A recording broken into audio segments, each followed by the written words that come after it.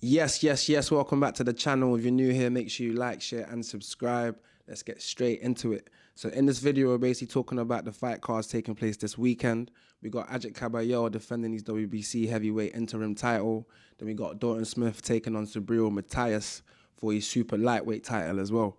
So let's start over there. Let's start there. So with Dalton Smith, let me start with, I think Dalton Smith is a good boxer still. I think he's a good all-round boxer. He does a lot of things pretty good.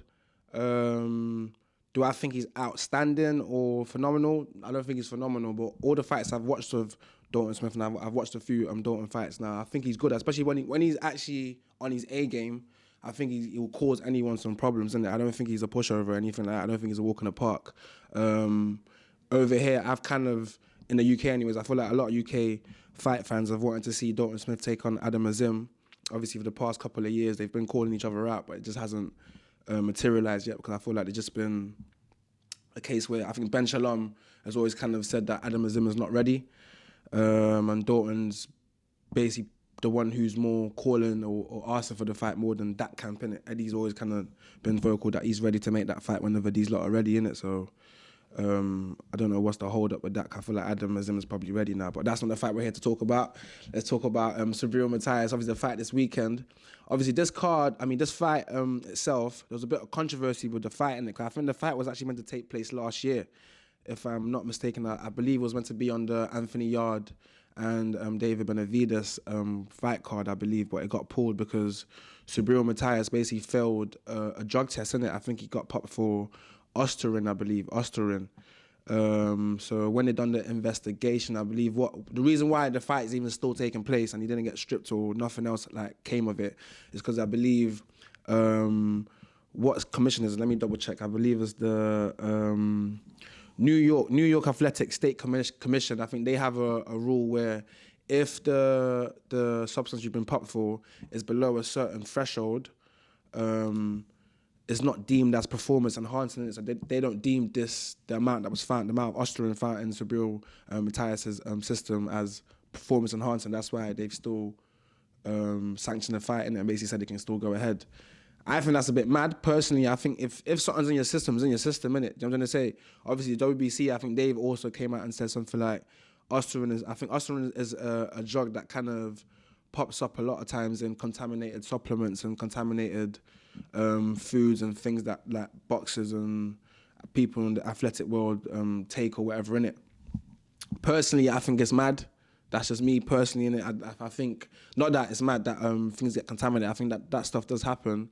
But I just think, if I was Dalton Smith, I'm going into this fight feeling like, all right, cool, the person I'm about to step into the ring with has literally just been popped. Do you know what I mean? Like, it's literally just, they've just found Osterin in the system. Me, I don't know too much about drugs and too much about PEDs and performance enhancing drugs and all these things. Like, I'm not even into that world, innit? But all I know is if I'm trying to put myself in Dalton Smith's shoes, I'm stepping into the ring, I'm thinking like, all right, cool, I could have trained my best for this and done everything I could, given my all. I'm going in there, I'm hitting them haymakers, I'm piecing them up and this and that.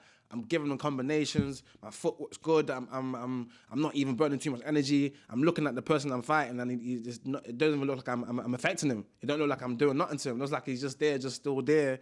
Looks the same as how he was on round one, the first bell. I'm trying to say, because you now in the back of your mind, you don't know whether you're fighting somebody who's just superhuman, like this person just out of this world, amazing ability-wise, or the person who you're fighting is just got something in his system that's giving him a bit of an edge. You know what I'm trying to say? So I think it is a bit unfair for Dalton Smith going into this fight. But obviously, his team, him himself, obviously, they would have had to obviously get further information and obviously be reassured that, okay, cool, whatever was found in Matias' system would not be enough to affect the results of the fight or affect his actual performance in the fight, innit? So that's why the fight is still going ahead. So yeah, this weekend I do think it's going to be a tough ask for Dalton Smith, because obviously it's not in his backyard, innit? He's fighting abroad. I don't think the sales for the fight is doing that well from what I'm seeing online. I think the pay-per-view price, I don't know if the pay-per-view price is like 40-something pound. I think that's absolutely ridiculous. Like 40-something pound for a pay-per-view for Dalton Smith and Subriel Matias, I think that's ridiculous, and I don't know how much it is in America. It's probably like $80 or $70 or something like that. That sounds that just American pay-per-view prices always sounds ridiculous to me, anyways, isn't it? But that just sounds mad for the two fighters in question. Like, no offense, no disrespect, meant by what I'm trying to say. But yeah, I heard that the sales is not really doing that good. I'm still gonna watch it. I'm probably not gonna watch it live. I don't think I'm gonna stay up to watch that. I'll probably just catch the highlights and catch the full fight once it's out on YouTube, innit? But I do hope Dalton Smith can win. I do hope he can bring home the belt. I don't think it's gonna be a easy task. I do think as much as I don't rate Subriel Matias as much anymore because he got popped. I do think he's a very good fighter. I think he's definitely world level. He's a world champion, innit? So he must be world level. But I think he mixes it in that realm of things, innit? I don't think he's these, like, I don't want to call you a fake world champion, but these world champions that they're kind of a soft touch. That's Subriel Matias is not a soft touch. So yeah, hopefully Dalton Smith can get the job done this weekend against Subriel Matias. It's not going to be an easy ass. Definitely going to be a tough ass, but I'm going to support the Brit, and hopefully he brings back home the belt, innit? So moving on, we got Kabayel taking on Damian Kiemba. I think it's Kiemba or Kiamba. I hope I'm saying his name correctly. Kabayel's defending his WBC heavyweight interim title.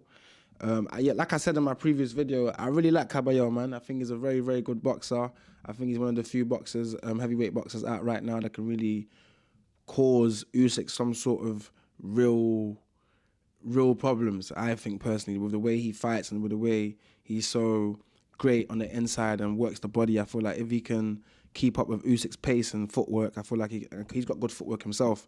If he can keep up with Usyk's pace and footwork, I feel like he would cause Usyk some problems. But obviously Usyk right now, I think he's trying to sort out a fight with Deontay Wilder. So yeah, with this fight here, I don't know too much about Damian Kiemba. I'm here on TalkSport right now.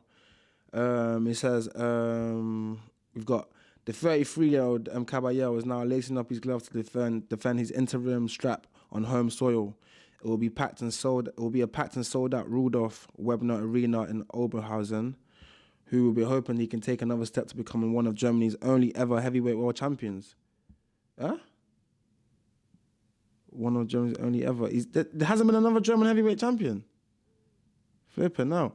His opponent, Kiemba, is currently unbeaten in his professional ventures, but rampant. Kabayel is hoping to change that on this weekend. Kiemba is out to cause an upset to the German star's plan of facing the WBC full title holder Alexander Usyk, who he's hoping to lure into a showdown later in 2026.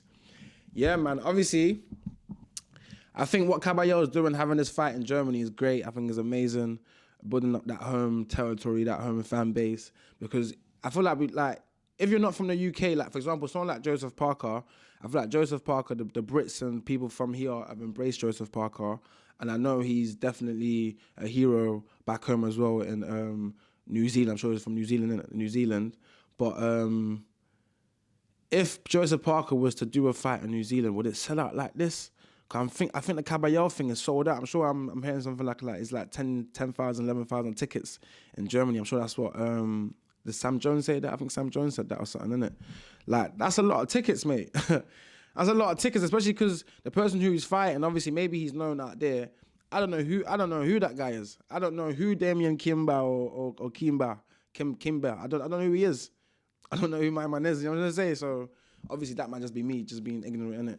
But like, from how I'm seeing it, from where I am in the UK, it looks like Kabayel sold that out by himself, just off the strength of his own name and fan base, innit? Which is amazing, innit? I feel like it's good to have boxers from different territories who also have a massive territory in that, massive fan base in that territory as well, because it just brings more people to the sport. Do you know what I mean? Because there could be, out of that 10,000 or whatever, how much people come to go watch that fight, there could be 2,000 of them who see somebody on the undercard who's like, yo, I really like this guy, and they now start supporting it, and now, do you know what I mean? And they get fans. Do you know what I mean? I like that kind of thing, innit? Especially when you're doing it in a place where, alright, cool, Germany hasn't really been seeing a lot of love when it comes to boxing, whereas in the past years it was a great hub for, do you know what I mean, for boxing, innit? Do you know what I mean? A lot of fights was happening in Germany and whatnot. So I think it's really, really good. I do think Kabayel is probably just going to wipe the floor with this guy still. I can't lie. I don't think he's going to go the distance. It's like what we've seen with Ben Whittaker against the Benjamin Kavazi last month or 2 months ago.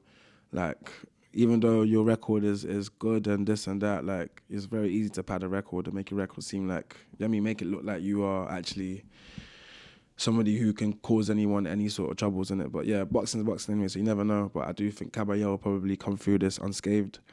Will be a great homecoming as well. Do you know what I mean? Fighting in Germany, home crowd. I would like to. I can't wait to see it. I actually can't wait to actually see it still. I actually really want to watch it. Is it on the zone? Is it actually on the zone? Let me check. Is it on the zone? Yeah, it's on the zone. It's actually on the zone. In fact, the Rudolph Weber Arena is actually 12,650 capacity. Wow. Kabayel, well done, mate. Yeah, so yeah, no, I'm gonna watch this one still. I'm definitely gonna watch this one still. I'm a DAZN member, so I'm gonna watch this one live and direct. I'm gonna do a video also after this as well with the results, see how it went, see how it goes, and then yeah, so yeah, no, that's it for this video. Just a quick video, basically just touching up on the cards this weekend. Can't wait for the fight cards. I haven't actually checked what's on the undercards. Ooh, we got David Adelaide on the undercard, you know? Yeah, no, I'm there for watching this. I'm there for watching this. Yeah. We got David Adelaide on the undercard still fighting some guy called Robin Ouch. Yeah, my guy. Yeah, hard.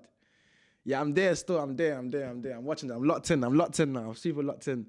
Yeah, so yeah, no, that's it for this video. If you got anything to say about anything I've said in the video, make sure you comment down below. Please like the video, share. Much love, you know how it goes.